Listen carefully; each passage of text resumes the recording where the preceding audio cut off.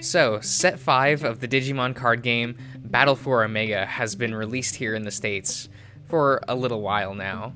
So here's my current D-Brigade list that I've been playing. If you haven't watched my previous deck profile on this archetype, or just don't know what this deck does, here's a brief explanation. D-Brigade wants to either rush the opponent in the early game with their level 3 Digimon, or put up blockers in order to fill your own trash with as many D-Brigades as possible, to lower the cost of the level 6 Darkdramon.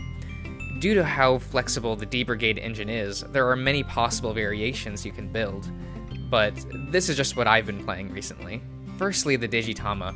I still play 4 copies of BT4 Missimon, as it provides a consistent nice boost to your D-Brigade's DP. Now, I wasn't playing this card before because I forgot it existed, so I'm sorry about that, but the 5th Tama I play is the BT2 Sumimon as 1 copy. Yes, it provides a bigger boost than Missimon, but having to control 2 Commandramon means it's not a skill that's always live, which is why I only have it at 1 copy. I play 24 Digimon in total with the D-Brigade type. This includes 4 copies of each of the 4 different Commandramons released so far, from BT3, ST5, BT4, and BT5. I also play 4 copies of the BT4 Sealsdramon. Since it's just a blocker, it's just kind of nice to have, and 4 copies of the previously mentioned BT4 Darkdramon, which is still kind of our main win condition of the deck. Going back to the Commandramon lineup for the moment, I just wanted to mention that I used to think the BT4 Commandramon was the best of the bunch. Being able to potentially replace itself is rather nice, but after playtesting the deck for months, I noticed that I get far more mileage out of the ST5 Commandramon. Being a skillless card, your opponent won't spend too many resources to try to remove it, but having 5,000 DP actually makes this card very valuable. You see, most people have switched to using the newer 5,000 DP blockers that evolve for only 1 memory. This means that the ST5 Commandramon will crash with those blockers, and if you have Missimon as an evolution source, then ST5 Commandramon will have 6,000 DP, which means it will beat the new blockers and crash with the older ones.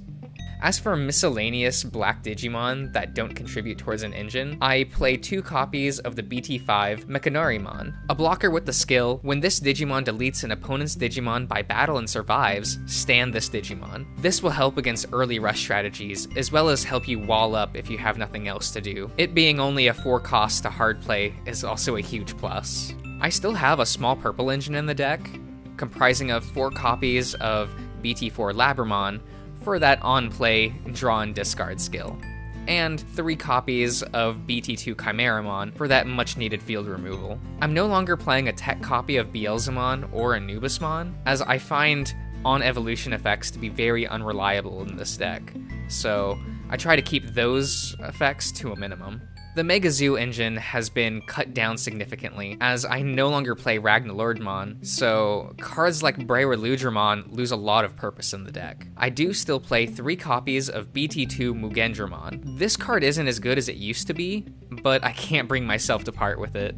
The good news is that if your opponent isn't prepared for this, or have very little ways to out this card, then it's amazing. But it just requires very good timing on the part of the player to figure out when and for which matchups to use this card. I also play 2 copies of BT2 Holydramon. In playtesting, I realized this card is a must for those grind games. With Ragna out of the deck, the level 7 lineup has changed a little bit. I still play 1 BT2 Millenniummon for when the opponent has a big threat that needs to be answered, and 1 BT3 Omegamon Ultra S to help clear boards. A new addition I quite like is 2 copies of Omegamon Schwartz. He has 2 skills.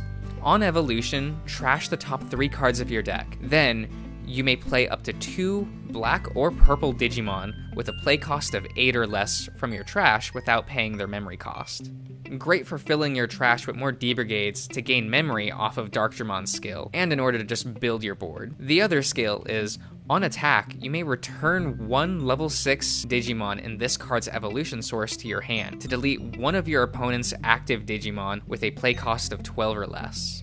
This is nice for just clearing your opponent's board, as well as returning your Darkdramon or Mugendramon that you used to evolve into. Now here's a play that I really like with Zwart. Play Darkdramon and return 5 D-Brigades to the top of your deck, but make sure the 5th card is the BT5 Commandramon, which has the blocker skill. Evolve Darkdramon into Zwart. You'll draw 1 off the evolution bonus, then mill the top 3 cards of your deck, using Zwart's skill. Digimon you play off of Zwart's effect should be BT4 Commandramon and BT2 Chimeramon. You'll be able to delete your own Commandramon as cost for Chimeramon's skill, then you'll be able to play the BT5 Commandramon that you stacked using Darkdramon's effect, securing you a blocker for your opponent's turn. Now, unlike my previous build, I actually play option cards in this version of the deck. The first of which is 3 copies of BT5 Ultimate Flare, which has the skill Main. De-evolve one of your opponent's Digimon by 3 levels. Then, delete all of your opponent's Digimon with a play cost of 3 or less. This will usually let you delete an opponent's level 6 if they have a 3 cost level 3 in its evolution sources, as well as other level 3 Digimon that they have in play. I like this because it feels like a combination of Volcanic Dramon and Mugendramon skills. The other option I play is 2 copies of ST5 Dark Side Attack, which has the simple skill of Main, delete one of your opponent's Digimon with a play cost of 7 or less. There were way too many times that I wish that I had another Chimeramon, or a Chimeramon that didn't have to delete one of my own Digimon. This option card fits what I want, and since most people don't play around this card, you can snipe quite a few key Digimon your opponent controls in the early game to mid-game. And having another card that can delete your opponent's Digimon when checked in security doesn't hurt. Now, the last cards in the deck are 3 copies of BT4 Izumi Koshido. I originally wasn't a big fan of this card since I never got off the memory gain of the on-play skill, but after playtesting the deck a while, I really valued the ability to change my top deck for the next turn. That, and you need a memory saver for this deck, so you can play Darkdramon without passing to your opponent's turn. If you remember the last deck profile I did on D-Brigade, you might recall that I played 1 copy of BT2 Ishida Yamato, which I still think is a good card for the deck, but with the inclusion of Dark Side Attack, I no longer need a way of recycling Chimeramon anymore. Despite how much I like this deck, I have to say that it definitely isn't tier 1, and you're going to struggle against certain matchups, specifically green and yellow Lord Knight. That said, this deck doesn't auto-lose to anything, even matchups like Hexablaumon, as you have a toolbox of ways to out each matchup. The only problem is that you have to see your outs to all of those matchups, and consistency is really the biggest weakness of this deck. With that out of the way, that's the end of the deck profile.